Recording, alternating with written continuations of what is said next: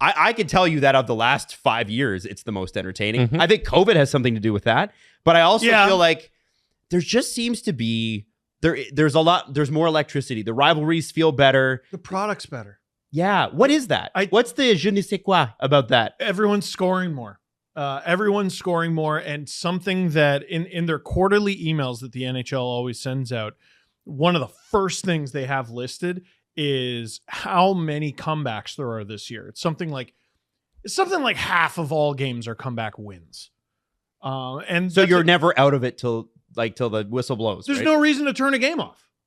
Ever, pretty much. Like the moment the Leafs were down 5-0 to Columbus and came back, I'm like, well, I guess I can't turn a game off. And Drew keeps making fun of me on stream nights because the Leafs are up 5-0 on the Oilers. And I'm like, well, it's the Leafs and it's the Oilers. Watch out. And then it was 5-3, and Drew's like, oh, see, what were you worried about? I'm like, what was I worried about? They were a bad 90 seconds away from blowing it. What are you talking about? Right? Like, there's no game worth turning off. And we're seeing it in the Hart Trophy race where you have McDavid, Kucherov, and McKinnon just competing at an obscene level of points. Like they're all at like in the 130s now. Like they're getting up there, and having this level of scoring has been awesome for the game. And people are talking reckless now too, because did you see the discourse from last night? Is Sidney Crosby jumping up into the Hart conversation? That was Elliot Friedman tweeting that. Dude, a bunch of people agreed. Trying to stir things up and he'll win it. There. If they make the playoffs, he'll win it. I don't think that's the case because a lot of people disagreed with him. He might finish top 5 in voting. I think he's probably 4th. He's driving a shit rocket all the way to like those guys are all of them are sick, and Sidney Crosby's like, we're not missing the playoffs. Mm-hmm. It's incredible. It's absolutely incredible. And they have 81 points. I think he's probably 4th, but I think those 3 guys I just listed are definitely ahead of Sidney Crosby. It's 3 guys. What are the Lightning without Kucherov? Exactly. Yeah. Well, okay. It's 3 guys scoring at like 140 point clip. Mm-hmm. A guy who might score 70 and Crosby. It's a really good prop. You're throwing throwing Austin Matthews in there. If he scores 70 goals for the first time in like, when was the last 70 goal season? 30 years. I think it's got to be since at least 93. Solani or Hall, whichever was the last 94. Who was it, Solani or Hall? Who in 94? Mario, or was it McGillney? Solani was 93. McGillney, I think was McGillney. Yeah. Oh wow. Like, dude, it's been a very long time. Yep. Oh no, I'm not disagreeing with you. Well, I think Jesse is. Jesse hates Austin Matthews. I think he's definitely not top 4. You think he's not top 4? I think I think McDavid's ahead of him, Kucherov's ahead of him, McKinnon's ahead of him. Those are all fair. And then if we want to put Crosby in that conversation, Crosby would be ahead of Matthews if they make the playoffs. And then even if Matthews scores 70? And then what do you think Crosby is below Matthews if they make the playoffs? So I think it'd be Crosby then Matthews. This shows you how important the next like couple weeks are, because if Matthews hits 70, changes my opinion like pretty significantly. Also, if the Penguins miss the playoffs, like if Matthews does one and if he scores 70 and Crosby's Penguins don't make the playoffs, no, I'm not putting Crosby ahead. No, of they Matthews need to make the playoffs. That's a requirement here. Yeah. And if Matthews ends at 69 goals and he's just short, it'll be pretty nice. Which is still the cap era record. Mm-hmm. But does the round number of 70 make any difference? Yes. And you're kidding yourself if you're saying it doesn't. Of course it does. Does that make sense? No. But we're human beings. We're not supposed to make sense. I think if he's out of the conversation for MVP at 69, but he's in it at 70, I'm voting Crosby ahead of him. It's a benchmark. Wow. It's a benchmark. We can't help that as humans we like numbers that end with 0. Well, it's like Modano. Did he play 1,500 games or did he play 1,499? No, he's satisfied with 1,499. What's your ranking? Those 3 that you mentioned, put them in whatever order you want. I think they're in a tier by themselves, right?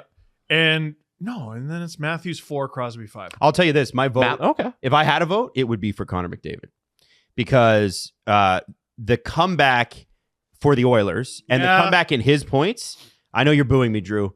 And I like Kucherov a lot, but like to me, McDavid and what the Oilers have done, and the fact that, a couple months ago, he's 30 or 40 points back at Kucherov. He was so like, this far is crazy. And you're all like, nah. And I'm like, watch. And here he is. Well, I mean, it's crazy. That's a crazy comeback. And I think the Oilers being where they are is a freaking miracle, considering how they started. I don't know, man. I just feel like we sometimes overlook McDavid because we know he's good. We're like, yeah, he's really good. Like, and I was making fun of him last episode because he's regressed by 20 points this year. Like, he's probably not going to get. He's only going to score 130 rather than 150. McDavid wouldn't have those points if it weren't for Zach Hyman. That's right. Yeah. And yeah, it's true. But like why? Whenever I talk about this is the new 80s, people go, oh, come on now. Dude, it is. The scoring title was won with 86 or 87 points a few years ago. And there are players who are going to flirt with 50 goals this year who you had no idea. Yeah, it's like a 50-goal season in the 80s and the dead puck era is worth like 20. 1 year. Like Rick 5, right? Well, no, I was going to say 1 year Rick Nash and Ilya Kovalchuk split the Rocket with, I think, 41 goals. 41. That's so sad. Dude, it's pathetic. Yeah, but 40 used to be, holy shit. It did. And now, the other night on the broadcast, they said Braden Point is closing in on 50. I'm like, he is? He's at 43. 43! Yeah, but that's 43 is not even noteworthy anymore. He's a really good player. I'm sure it's noteworthy to where the Lightning are in the standing. But in terms of trophy conversation, he's not in it. He's not even on the periphery of it. And he's got 43 friggin' goals. He's one of the best players in the league, and he's not even close. Do you know how many goals Braden Point had last year? I think he had 50. He had 51. Wow. So he's getting worse. But wow. Then it's not downward trend. 43 is not noteworthy for him. No, it's 51 last year. Yeah, but if 51 wasn't noteworthy last year either. Mm-hmm. Because there were two guys who had 60. Yep. Right. That's Ken Reed wrote a whole book about this, Jesse, about Dennis Maruk scoring 60 goals in the NHL. He was hockey's forgotten 60-goal man, even though only 20 players had ever hit 60 when the book was written, and then Matthews and McDavid and Pasternak ruined it. Maruk was third in goal scoring that year, behind Mike Bossy, who was second, and Gretzky, who had 92. In a world where 92 is what wins you the goal scoring title, no one remembers 60. You're 30 goals back.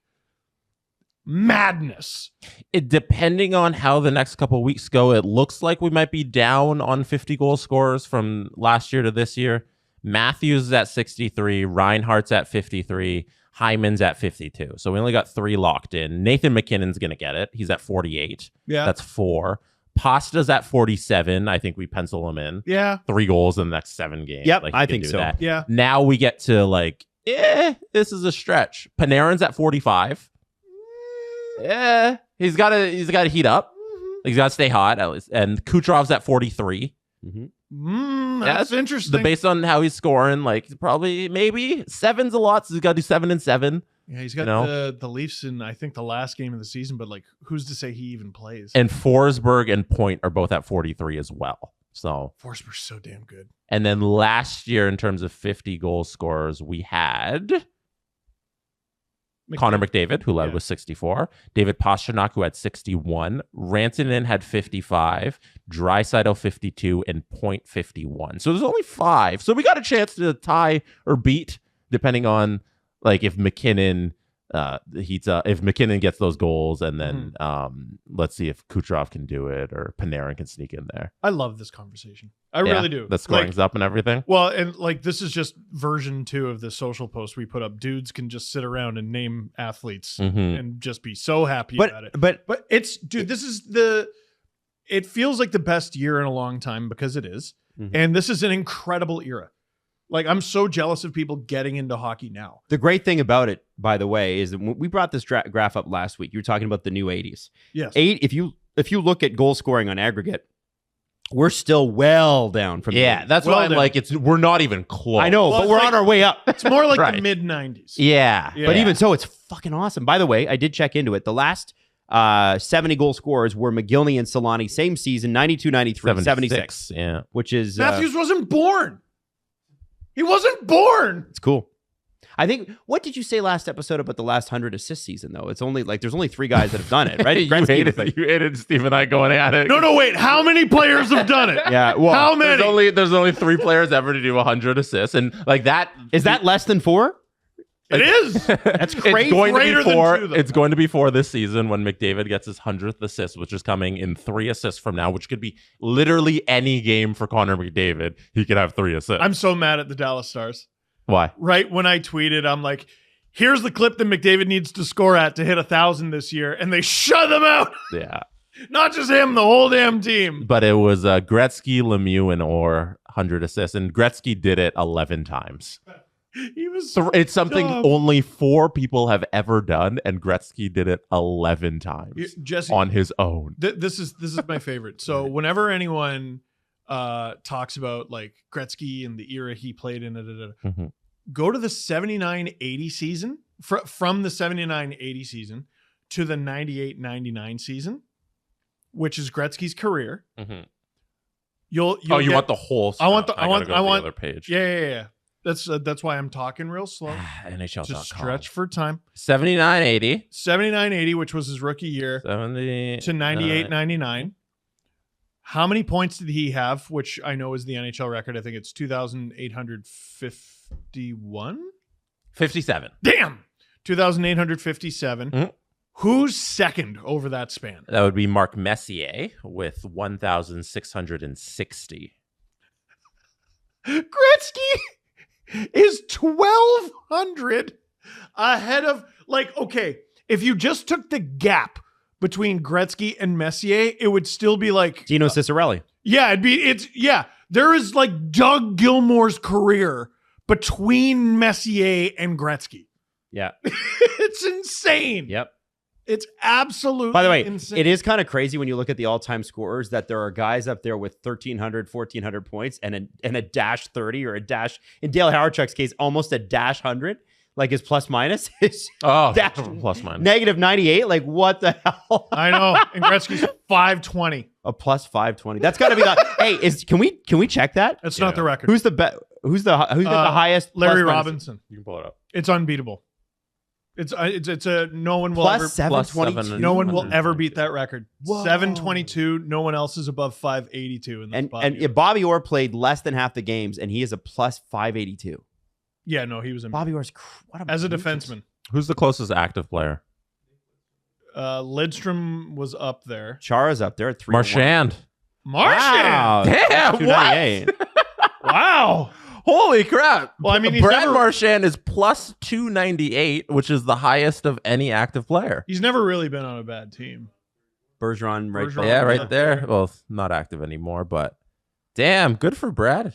Wow, no one else is really cool. Oh, Ryan McDonough. McDonough. Wow. I guess that makes sense. It's Plus, for anybody listening, plus 247. Ryan McDonough Damn. is 47th all time on the plus minus list, and Brad Marchand was 30th all time. Remember, so, plus minus doesn't matter until it gets goofy on one side or the other. Mhm. Yeah. no bad teams Who's the worst? ever. Yeah. Oh, I'd love to know that. Oh, boo. No, Why did I'll, they do I'll that? tell you. I'll Based tell on you. like certain games played. We'll do this in real time. Oh no, Jesse, we're gonna be here for hours. Oh, yeah, because plus minus didn't exist for so long. Yeah, we'll get there. We'll There's get there's there. only so many NHL players. We'll get there. Okay, all right. Well, while we're doing that, can I run a stat by you? So Jesse's gonna be doing that. And Is it Jesse- plus minus? He'll be able to hear this and still respond to it. I got it. Oh, I got it. you I got it. All right, Jesse's I got it. All right, I got a Doesn't great take stat very for you. long. Let me go one more page. See if there's anybody on this page. Oh, here we go. Yeah. All right. The worst plus minus of all time. Oh, my God. Bob Stewart. Oh, Bob. Minus 257. I don't know who that is. I remember Dave. I had a Dave Babbage card. He's 4th. But Bob Stewart, I have no idea. Mike Sillinger. He must have played in like the early 60s, late 70s.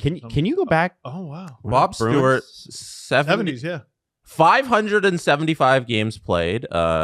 That's first round pick, Bob Stewart. 27 goals in his career, 101 assists, minus 257, the worst plus minus of all time. He's from Prince Edward Island, which means Ken Reed knows him. Started his career in 1971, finished it in 1980. Can we just go through? Hold on. Field. I just want to talk about this. Can you go back down just to his career stats? Look at the teams that this man played for. Bruins, early 70s, good. California Golden Seals for 5 years, terrible. And then the Cleveland Barons for 2, terrible. Late 70s Blues, terrible. And then the early 80s Pittsburgh Penguins. It's yeah, like a no who's wonder. who of garbage teams. Like, they're all bad. Is there a worse team of the 70s? It's probably the Seals or the Barons. The only team he didn't play for that was shit that it didn't last that long was the Kansas City Scouts.